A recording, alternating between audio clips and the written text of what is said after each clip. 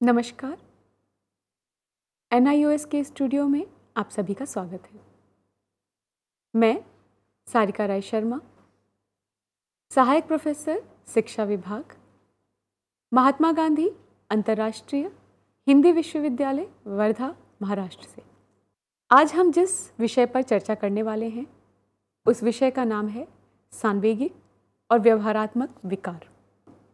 शिक्षा के क्षेत्र में सामान्यतः प्रयुक्त किए जाने वाले पद सांवेगिक और व्यवहारात्मक विकार से तात्पर्य उस व्यापक वर्ग से है जो सामान्यतया बच्चों एवं किशोरों में पाई जाने वाली विभिन्न प्रकार की अधिक विशिष्ट कठिनाइयों का समूह है। सांवेगिक और व्यवहारात्मक विकारों वाला बच्चा लंबे समय तक निम्नलिखित में से किसी एक या अधिक लक्षण को एक निश्चित मात्रा में इस हद तक प्रकट करता है जिससे उसकी शैक्षिक उपलब्धि नकारात्मक रूप से प्रभावित होती है। पहला, अधिगम में कठिनाई, जिसे बौद्धिक, संवेदी या स्वास्थ्य कारकों द्वारा वर्णित नहीं किया जा सकता है। अर्थात उसके अधिगम में कमी आने लगती है, सीखने में कठिनाई होती है बच्चे को, और इसके पीछे कोई बौद्धिक कारण नहीं होता है, कोई संवेदी या भावात्मक कारण नहीं होता है, उसका स्वास्थ्य भी बिगड़ा हुआ नहीं होता है, लेकिन फिर भी उसके सीखने में कमी आने लगती है, उसको सीखने में तकलीफ महसूस होती है। दूसरा, सहपाठियों तथा शिक्षकों के साथ संतोषजनक अंतर्वैयक्तिक संबंधों को बनाए रखने में कठिनाई। ऐसे बच्चों को अक्सर आप देखेंगे कि ये समाज में किसी के साथ घुलना मिलना नहीं चाहते हैं या बहुत ही जल्दी चिड़चिड़ा जाते हैं, लड़ने लगते हैं। तो ऐसे बच्चों को अपने साथी समूह साथियों के साथ भी अंतर्वैयक्तिक संबंध बनाने में कठिनाई आती है। तीसरा, सामान्य परिस्थितियों में अनुपयुक्त व्यवहार एवं भावनाएं। चौथा, दुख या निराशा की एक सामान्य व्यापक मनोदशा। पांचवा, व्यक्तिगत या विद्यालयी समस्याओं से संबंधित शारीरिक लक्षण या भय विकसित होने की प्रवृत्ति। सांवेगिक और व्यवहारात्मक विकारों वाला बच्चा उपयुक्त में से किसी एक या अधिक लक्षणों को पर्याप्त अवधि, आवृत्ति तथा मात्रा में प्रदर्शित करता है। यहाँ ध्यान देने योग्य बात यह है कि किसी भी व्यवहार को देखते समय हमें उसके 3 पहलुओं पर ध्यान देना होता है। पहला, उस व्यवहार की अवधि कितनी है, कितने लंबे टाइम तक वो व्यवहार बच्चा दिखा रहा है। दूसरा, उसकी बारंबारिता कितनी है, उसकी आवृत्ति कितनी है, कितनी बार वह व्यवहार बच्चे द्वारा प्रदर्शित किया जा रहा है। और साथ में उसकी इंटेंसिटी या मात्रा कितनी है, किस सीमा तक वो व्यवहार, किस एक्सटेंट तक वो व्यवहार बच्चे द्वारा प्रदर्शित किया जा रहा है। तो इन सब के परिणाम स्वरूप उसका शैक्षिक प्रदर्शन इतना बाधित हो जाता है कि उसके लिए विशिष्ट शिक्षा सेवाएं अनिवार्य हो जाती हैं। तो हमने यह जाना कि सांवेगिक और व्यवहारात्मक विकारों वाले बच्चों को कई बार ऐसे व्यवहार प्रदर्शित करते हैं जिनसे या उन व्यवहारों की मात्रा इतनी ज़्यादा होती है कि उनसे उनके शैक्षिक प्रदर्शन में कमी आने लगती है, शैक्षिक प्रदर्शन में बाधा आने लगती है, और अंत में हमें विशिष्ट शिक्षा के विकल्पों की ओर मुड़ना पड़ता है। अब हम सांवेगिक और व्यवहारात्मक विकार वाले बच्चों की विशेषताओं पर प्रकाश डालेंगे कि उनके कैरेक्टरिस्टिक्स क्या क्या हैं। सांवेगिक और व्यवहारात्मक विकार वाले बच्चे विभिन्न विकासात्मक क्षेत्रों जैसे सामाजिक संयोजन या अनुकूलन तथा शैक्षिक उपलब्धि में कठिनाई महसूस करते हैं। ऐसे बच्चों में दूसरे बच्चों के साथ प्रभावशाली सामाजिक अंतःक्रिया बनाए रखने के लिए आवश्यक भावात्मक संतुलन तथा आवेग नियंत्रण की कमी होती है। इन्हें तुरंत गुस्सा आएगा, ये अपने गुस्से को कंट्रोल नहीं कर पाते, या किसी से बहुत जल्दी नाराज़ हो जाना, ये सारे लक्षण ये बच्चे दिखाते हैं। साथ ही सांवेगिक व्यवहारात्मक विकारों के लक्षण जैसे जल्दी चिढ़ना, घबराना या दूसरों पर दोषारोपण करना, यानी कि अगर उन्होंने कोई गलती की भी तो उस गलती के लिए वो तुरंत दूसरों पर ब्लेम करना शुरू कर देते हैं। नियमों के अनुपालन को अस्वीकृत करना, उन्हें नियमों को पालन करना अच्छा नहीं लगता, उन्हें बड़ों की या जो अधिकारी हैं उनके ऑर्डर्स, आदेशों को मानना अच्छा नहीं लगता, वो हर छोटी छोटी बात पे बहस करने लगते हैं, या फिर निराशा या कुंठा को नियंत्रित करने में उन्हें कठिनाई होती है, बहुत हाइपर एक्टिव या अति क्रियाशीलता दिखाते हैं, उनका अवधान की अवधि बहुत संक्षिप्त होती है, किसी जगह पर एक लंबे टाइम के लिए टिक कर बैठ नहीं सकते। ऐसी समस्याएं इन बच्चों को ज़्यादा देखने को मिलती हैं। आवेगशीलता होती है ऐसे बच्चों में। आक्रामक व्यवहार या स्वयं को क्षति पहुंचाने की प्रवृत्ति इन बच्चों में देखने को मिलती है।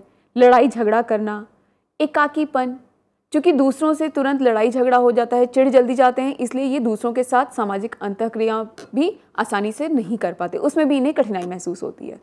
तो होता क्या है कि ये धीरे धीरे लोगों से अलग होने लगते हैं, विड्रॉन कंडीशन में चल जाते हैं, एकाकीपन की तरफ मुड़ जाते हैं। अत्यधिक भय या चिंता, अपरिपक्वता, अनुचित रोना धोना, तुनक मिजाजी, अधिगम कठिनाइयाँ, शिक्षा में निम्न स्तर का प्रदर्शन। सांवेगिक और व्यवहारात्मक विकारों के कारक। हमने यह तो जान लिया कि सांवेगिक और व्यवहारात्मक विकार के लक्षण क्या हैं, सांवेगिक या व्यवहारात्मक विकार क्या होते हैं, और कब जब ये एक सीमा के पार हो जाते हैं तो बच्चों को विशिष्ट आवश्यकता वाले बच्चों में रखा जाने लगता है। तो हमारे लिए यह बहुत आवश्यक है कि हम यह भी जानें कि इन विकारों को उत्पन्न करने वाले कारक कौन से हैं। बच्चों में सांवेगिक और व्यवहारात्मक विकार विभिन्न कारणों से उत्पन्न हो सकते हैं, जिसमें जैविक एवं परिवेश संबंधी जैसे घर, परिवार, विद्यालय, पास पड़ोस आदि कारक मुख्य भूमिका निभाते हैं। जैविक कारक। जैविक कारकों में हम देखते हैं कि कभी किसी बच्चे को कोई बीमारी हो गई या उसकी कोई किसी अशक्तता से ग्रस्त है, वो बच्चा कुपोषण से पीड़ित है या मस्तिष्क को क्षति या आघात पहुंचा है। कई बार इसके पीछे आनुवांशिक कारक भी होते हैं। सांवेगिक और व्यवहारात्मक विकार जीन के माध्यम से वंशागत हो सकते हैं। यह मस्तिष्क में रासायनिक असंतुलन के कारण या मस्तिष्क की चोट के परिणामतः भी हो सकता है। अतिक्रियाशीलता या आक्रामकता को हम आनुवांशिक या तंत्रिका संबंधी कारणों से भी जोड़ सकते हैं। कई बार बच्चों के जेनेटिक डिस्टर्बेंसेस या जेनेटिक डिसऑर्डर्स होते हैं, जिसकी वजह से भी उनमें हाइपर एक्टिविटी या अतिक्रियाशीलता देखने को मिलती है। उनका अवधान की अवधि, ध्यान किसी जगह पर रखने की अवधि बहुत संक्षिप्त होती है, या फिर बच्चों को तंत्रिका संबंधी न्यूरल डिसऑर्डर्स भी हो सकते हैं, न्यूरोलॉजिकल प्रॉब्लम्स भी हो सकती हैं। घर एवं परिवार। लोगों का पड़ोस भी उनके विकास में भूमिका निभाता है। यदि बच्चा मादक पदार्थों का सेवन करता है या अत्यंत तनाव में रहता है या परिवार में किसी की मृत्यु हुई है या उसने कभी कोई हिंसा देखी है, तो भी इस विकार के उत्पन्न होने की संभावना बढ़ जाती है। इसके अलावा परिवार के सदस्यों के बीच यदि द्वंद्व बना रहता है तो बच्चे पर इसका नकारात्मक प्रभाव पड़ता है। खास तौर पर यदि बच्चे के माता पिता अक्सर लड़ाई झगड़ा करते रहें, घर में कलेश का माहौल हो, तो भी घर का माहौल बिगड़ जाता है और ऐसे में बच्चे में नकारात्मक प्रवृत्ति या बच्चे को नकारात्मक रूप से ये चीज़ें प्रभावित करती हैं। घर एवं परिवार। बच्चों के पालन पोषण की प्रक्रिया भी, जब हम घर एवं परिवार की बात करते हैं तो इसमें बच्चों की पालन पोषण की प्रक्रिया यानी कि जो चाइल्ड रियरिंग प्रैक्टिसेस हैं हमारे देश में, परिवारों में जो हैं, वो भी एक अहम भूमिका निभाती हैं। ये प्रक्रियाएं भी उनके विकास को प्रभावित करती हैं और काफ़ी हद तक माता पिता के व्यक्तित्व द्वारा निर्धारित होती हैं। यदि किसी बच्चे की माता स्वयं बहुत जल्दी चिंतित होने की प्रवृत्ति रखती हैं तो यह स्वाभाविक है कि वह इस व्यवहार को जाने अनजाने में अपने बच्चे में भी आरोपित कर देती हैं। जैसे बच्चे द्वारा बिस्तर गीला करने पर या खाना न खाने पर माँ का क्रोधित होना या बच्चे को दंडित करना आदि चीज़ों से बच्चों में ऐसे विकार का बीज बो दिया जाता है। परिवेश संबंधी कारक। परिवार के अलावा बच्चे के परिवेश के अंतर्गत उसका पास पड़ोस, विद्यालय, समुदाय, समाज आदि भी शामिल हैं, जो उसके विकास अथवा उसमें विकार के लिए जिम्मेदार हो सकते हैं। सबसे पहले हम विद्यालय की बात करेंगे। बच्चा घर से अलग विद्यालय में सिर्फ शैक्षिक आवश्यकताओं की पूर्ति के लिए नहीं जाता है, अपितु विद्यालय उसके समग्र व्यक्तित्व विकास के लिए भी उत्तरदायी होता है। ऐसे में शिक्षकों एवं विद्यालय का कर्तव्य है कि वे बच्चों को अनुकूल एवं सौहार्दपूर्ण वातावरण प्रदान करें। इसके विपरीत यदि शिक्षक गुस्सैल प्रवृत्ति का या बहुत कठोर हो तो बच्चे विद्यालय जाने से डरने लगते हैं। साथ ही वे किसी से मिलने जुलने से भी कतराने लगते हैं। क्यों? क्योंकि हर बार अगर उनसे बार बार डांट पड़ रही है अध्यापक से तो उसको ये लगने लगता है कि मेरे में कोई कमी है, तो वो उस कमी को छिपाने के लिए क्या करने लगता है? अकेलेपन की तरफ मुड़ने लगता है। अब हम सांवेगिक और व्यवहारात्मक विकारों के प्रकार पर प्रकाश डालेंगे। NICHCY द्वारा सांवेगिक और व्यवहारात्मक विकारों के निम्न प्रकार बताए हैं। पहला, दुश्चिंता विकार। दूसरा, द्विध्रुवी विकार। तीसरा, आचरण विकार। चौथा, मनोरोग विकार। पांचवा, आसक्त बाध्यता विकार। और छठा, खाने से संबंधित विकार। हम अब सभी विकारों को एक एक करके संक्षिप्त में चर्चा करेंगे। दुश्चिंता विकार, जिसे हम अंग्रेजी में एंजाइटी डिसऑर्डर के नाम से भी जानते हैं। चिंता एक सामान्य भावात्मक प्रतिक्रिया है जो हम सभी प्रदर्शित करते हैं। हम सबको चिंता होती है, परंतु कुछ लोगों में यह इस हद तक बढ़ जाती है कि उनके दैनंदिन की गतिविधियों के सफल निष्पादन में बाधक सिद्ध होने लगती है। जैसे इतना चिंतित हो जाना कि आपको नींद आना बंद हो जाए, या विद्यालय में आपकी उपलब्धि पर इसका असर पड़ने लगे, आपके प्रदर्शन पर इसका नकारात्मक प्रभाव पड़ने लगे। ऐसे व्यक्तियों में उनके लिए रोजमर्रा की जिंदगी जीना भी सतत भय एवं चिंता का विषय बन जाता है। उन्हें छोटे छोटे मुद्दों पर चिंता होने लगती है, और जब ये एक थ्रेशोल्ड लिमिट को, एक सीमा को पार कर जाती है तो इसे हम दुश्चिंता विकार के अंतर्गत रखते हैं। द्विध्रुवी विकार, जिसे हम अंग्रेजी में बाइपोलर डिसऑर्डर के नाम से भी जानते हैं। ऐसे में व्यक्ति अस्थिर चित्तता प्रदर्शित करता है, अर्थात क्षणे रुष्टा क्षणे तुष्टा, यानी थोड़ी देर पहले खुश हो जाएगा और तुरंत बहुत दुखी हो जाएगा, बहुत हंसने लगेगा और अचानक से बिल्कुल रोने लगता है। इसलिए उसके मिजाज के बारे में कोई भी पूर्वानुमान नहीं लगाया जा पाता है। तीसरा, आचरण विकार, जिसे हम कंडक्ट डिसऑर्डर के नाम से जानते हैं। सामाजिक तौर पर मान्य नियमों एवं व्यवहार से हटकर आचरण करना, जैसे सार्वजनिक संपत्ति को हानि पहुंचाना, चोरी करना, झूठ बोलना, नियमों का उल्लंघन करना, जीवों के साथ क्रूरतापूर्वक व्यवहार करना आदि। मनोरोग विकार, इसे अंग्रेजी में साइकोटिक डिसऑर्डर के नाम से जानते हैं। इसमें हम सिर्फ 2 प्रकार के मनोरोगों की बात करेंगे। पहला, आभास भ्रांति, जिसे डिल्यूजन कहते हैं। ऐसे में व्यक्ति को गलत फहमियां होने लगती हैं, जैसे कि कोई मेरे विरुद्ध षड्यंत्र कर रहा है या योजना तैयार कर रहा है। 2 लोग अगर आपस में बात कर रहे हैं तो मेरे खिलाफ ही कुछ बात कर रहे होंगे। दूसरा, मतिभ्रम, हेलुसिनेशंस, ऐसी चीज़ों की कल्पना करने लगता है व्यक्ति, या मिथ्या अनुभूति लेने लगता है, या उसका बोध होने लगता है जो वास्तविकता में मौजूद ही नहीं होती हैं। नेक्स्ट, आसक्त बाध्यता विकार, इसको हम अंग्रेजी में ऑब्सेसिव कंपल्सिव डिसऑर्डर के नाम से जानते हैं। ऐसे में भय एवं अतार्किक विचार बच्चे में आसक्ति एवं बाध्य व्यवहारों को उत्पन्न करते हैं, जिन्हें बच्चा बार बार दोहराता है। ऐसा करने से उसे क्षणिक राहत मिलती है जो अस्थायी होती है, जैसे बार बार हाथ धोना, किसी चीज़ को कई बार चेक करना इत्यादि। खाने से संबंधित विकार, जिसे अंग्रेजी में ईटिंग डिसऑर्डर्स कहते हैं। यहाँ हम 2 प्रकार के ईटिंग डिसऑर्डर्स की बात करेंगे। पहला, एनोरेक्सिया नर्वोसा, शारीरिक छवि के प्रति बच्चा इतना ज़्यादा सतर्क या सचेत रहता है कि वो अत्यधिक उपवास या स्वयं को भूखा रखने लगता है। शोध के अनुसार लड़कियों में लड़कों की अपेक्षा एनोरेक्सिया नर्वोसा के इंसिडेंट्स ज़्यादा देखने को मिलते हैं। दूसरा, बुलिमिया नर्वोसा, इस स्थिति में बच्चा पहले तो बहुत ज़्यादा खाना खा लेगा और उसके बाद ज़बरदस्ती सारे खाने को वमन द्वारा, उल्टी द्वारा बाहर निकालने की कोशिश करने लगता है। अब हम यह बात करेंगे कि जो ये संवेगात्मक या व्यवहारात्मक विकार आते हैं बच्चों में, इसमें एक अध्यापक की भूमिका क्या होनी चाहिए, क्योंकि जैसा हमने बताया कि अगर इन विकारों को, इन व्यवहारों को सही समय पर ध्यान न दिया जाए, ठीक करने का प्रयास न किया जाए, तो बच्चे को स्पेशल विशिष्ट आवश्यकताओं वाले बच्चों की सूची में रखना पड़ता है। उनके लिए कुछ विशिष्ट कौशलों की आवश्यकता पड़ने लगती है।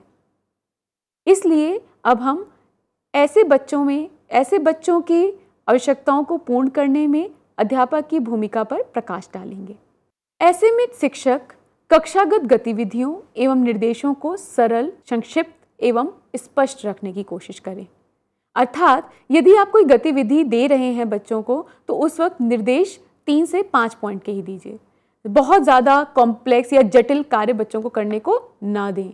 क्यों? क्योंकि ये बच्चे पहले से ही व्यवहारात्मक रूप से कक्षा में समायोजित होने में कष्ट महसूस कर रहे होते हैं, कठिनाई महसूस कर रहे होते हैं। दूसरा, बच्चों के सकारात्मक व्यवहार को पुरस्कृत करें। यानी अगर बच्चा कोई अच्छी चीज़ कर रहा है तो उसकी प्रशंसा करें, चाहे पुरस्कार छोटा सा ही दें, बस आप शब्द से बोल दें कि गुड, वेरी गुड, लेकिन बच्चे के सकारात्मक व्यवहार को पुरस्कृत करें। तीसरा, अभिप्रेरणात्मक प्रविधियों का प्रयोग करें। बच्चे को जितना हो सके मोटिवेट करें। उसको, अगर कोई बच्चे ने कोई कार्य बहुत अच्छे से किया है तो उसको उसके कठिन परिश्रम के लिए अभिप्रेरित करें, ताकि बच्चा उन चीज़ों में पॉजिटिविटी, सकारात्मकता देख सके। साथ ही सभी विद्यार्थियों के साथ एक समान व्यवहार करें। निष्पक्षता के संदर्भ में एक समान व्यवहार का अर्थ यहाँ पर यह है कि अगर कोई भी विद्यार्थी फिर आपके समक्ष आए, सबके लिए एक ही नियम का निर्माण करें, क्योंकि ऐसे बच्चे बहुत ही संवेदी होते हैं और बहुत जल्दी चीज़ों को पकड़ते हैं। लास्ट, छोटे छोटे अंतराल प्रदान करें, क्योंकि इन बच्चों को चूंकि शैक्षिक परिवेश में समायोजित होने में कठिनाई होती है, इसलिए इनको छोटे छोटे अंतराल देने से आप जब ये कहीं ब्लैक बिहाइंड कर रहे हैं, पीछे छूट रहे हैं, तो इन छोटे छोटे अंतरालों में वो उन चीज़ों को कवर अप कर सकते हैं। तो आज हमने संवेगिक एवं व्यवहारात्मक विकार वाले बच्चों के बारे में जाना। साथ ही हमने यह भी जाना कि इन बच्चों के लक्षण क्या हैं और इन बच्चों को संभालने के लिए एक शिक्षक की भूमिका, इनकी ज़रूरतों को पूरा करने के लिए एक शिक्षक की भूमिका क्या हो सकती है। धन्यवाद।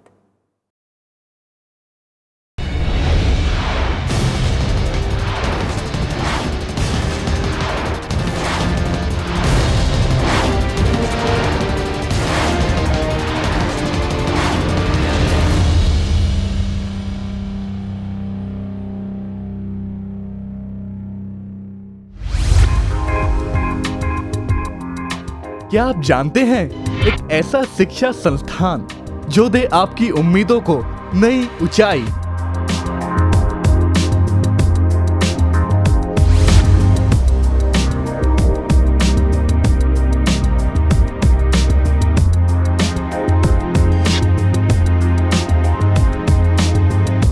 क्या आप जानते हैं, एक ऐसा शिक्षा संस्थान जो दे आपको घर बैठे जब चाहे तब एडमिशन की सुविधा।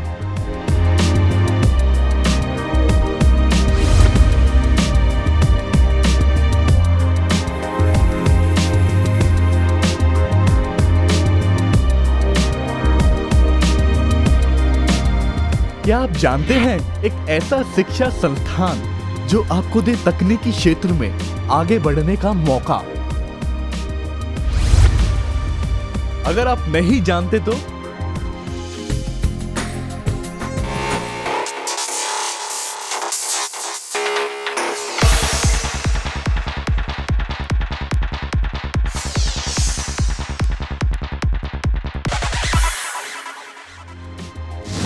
NIOS।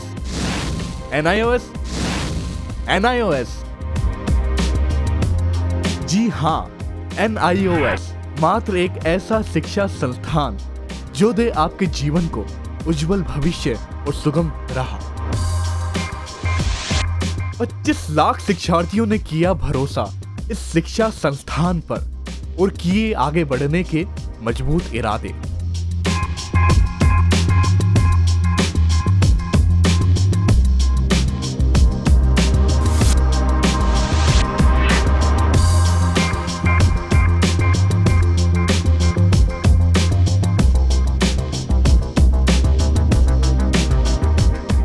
जो देगा आपको घर बैठे शिक्षण सामग्री के साथ रेडियो व टेलीविजन कार्यक्रमों का सहयोग।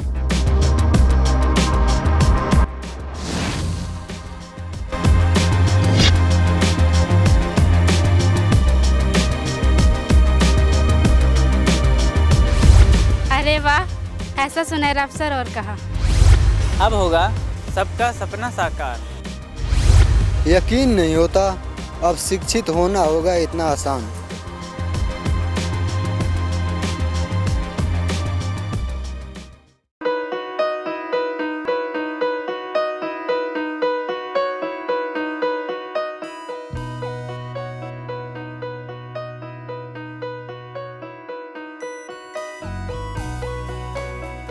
पच्चीस साल का लंबा सफर और लाखों लोगों के चेहरों पर खिलती मुस्कान, गर्व और गरिमा से जीने की प्रेरणा देती मुस्कान, आत्मसम्मान और विश्वास से पैदा हुई मुस्कान।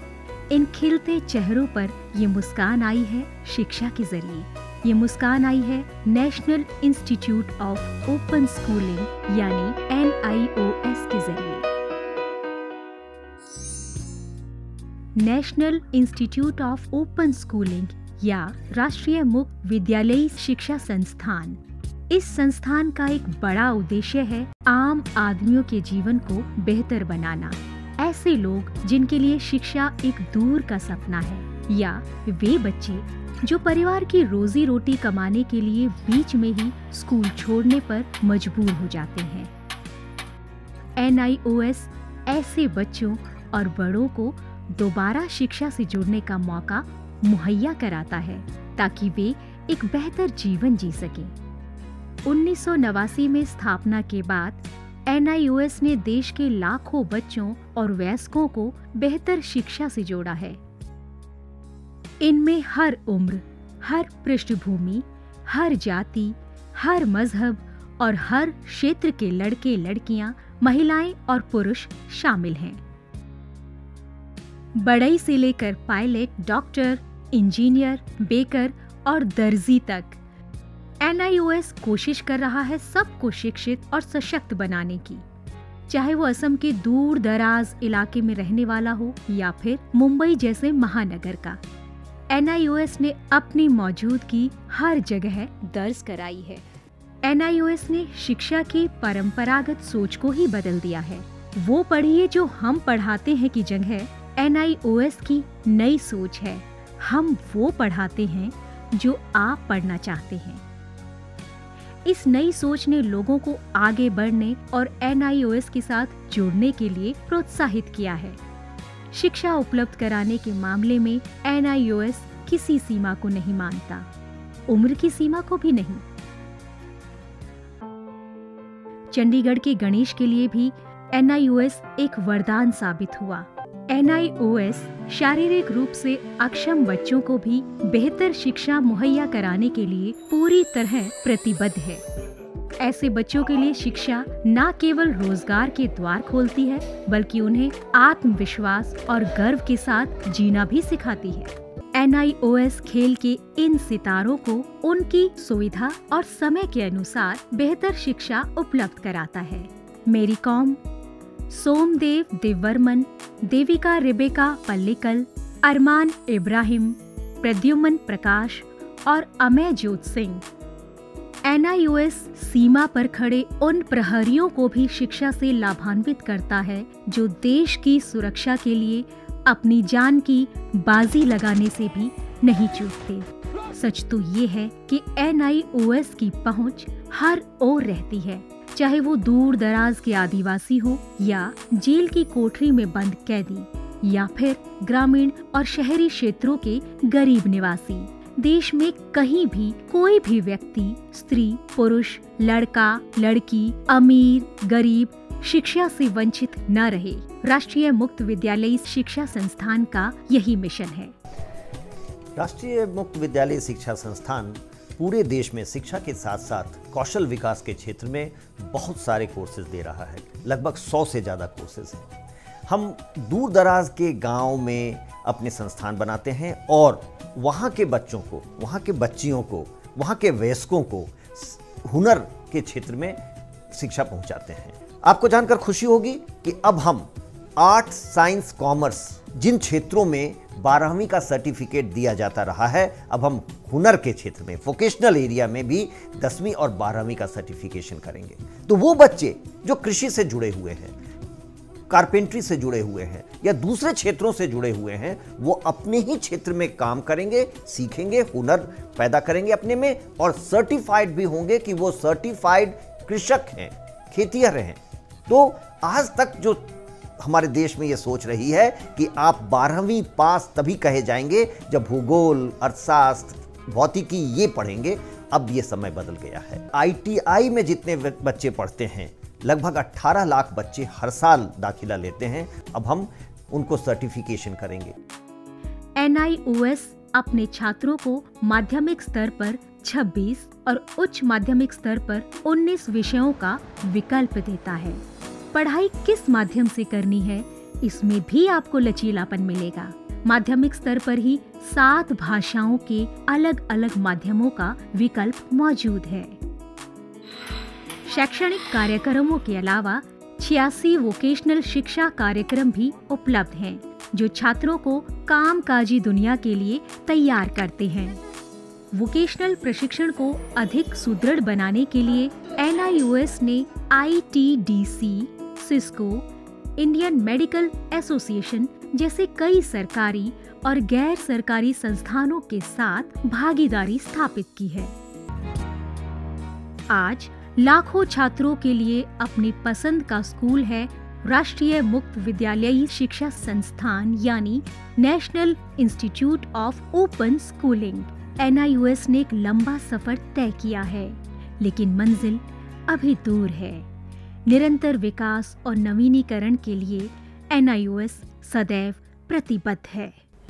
शिक्षा का उद्देश्य महज रोजगार जुटाना ही नहीं है, बल्कि स्वयं को सशक्त बनाना भी है। NIOS लाखों छात्रों के लिए यही आत्मसम्मान दिलाने में जुटा है। लाखों लोगों के लिए एक आशा और उम्मीद है। National institute of open schooling. शिक्षा सबके लिए, कहीं भी, कभी भी।